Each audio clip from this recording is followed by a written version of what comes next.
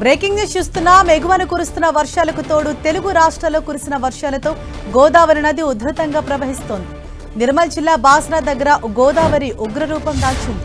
ఎగువన మహారాష్ట్రలో కురుస్తున్న భారీ వర్షానికి గోదావరిలోకి భారీగా వరద వచ్చి చేరుతోంది. దీంతో నిర్మల్ టు నిజామాబాద్ అంతర్ జిల్లా వంతెన దగ్గర ప్రమాదకర స్థాయిలో గోదావరి పరవళ్లు తొక్కుతోంది. దీంతో గోదావరి బ్రిడ్జ్ దగ్గర పోలీస్ పికెటింగ్ కొనసాగుతోంది.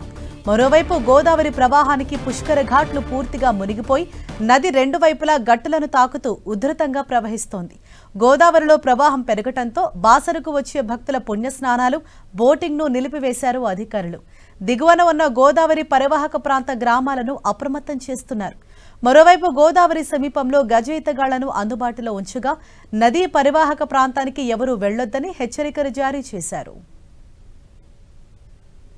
అటు భద్రాచలం దగ్గర గోదావరి నీటి మట్టం నిన్న 51.90 అడుగుల వరకు పెరగ్గా ప్రస్తుతం కాస్త శాంతించి 48.80 అడుగుల వద్ద ప్రవహిస్తోంది. అయితే గోదావరి దగ్గర ప్రస్తుతం రెండో ప్రమాద హెచ్చరిక కొనసాగుతోందని అధికారులు తెలిపారు. అటు ఏలూరు జిల్లాలోని పోలవరం దగ్గర గోదావరి ఉధృతంగా ప్రవహిస్తోంది.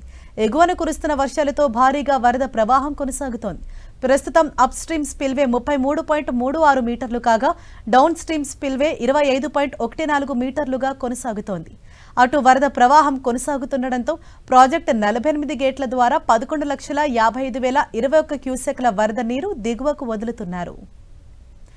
ఇక భూపాలపల్లి జిల్లా కాళేశ్వరం దగ్గర గోదావరి వరద ప్రవాహం నిలకడగా కొనసాగుతోంది.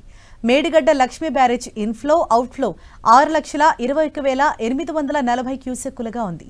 అటు ప్రాజెక్టు 85 గేట్లు ఓపెన్ చేసి నీటిని దిగువకు వదులుతున్నారు అధికారులు. గోదావరి కాస్త శాంతించడంతో పరివాహక గ్రామాల ప్రజలు రిలాక్స్ అయ్యారు.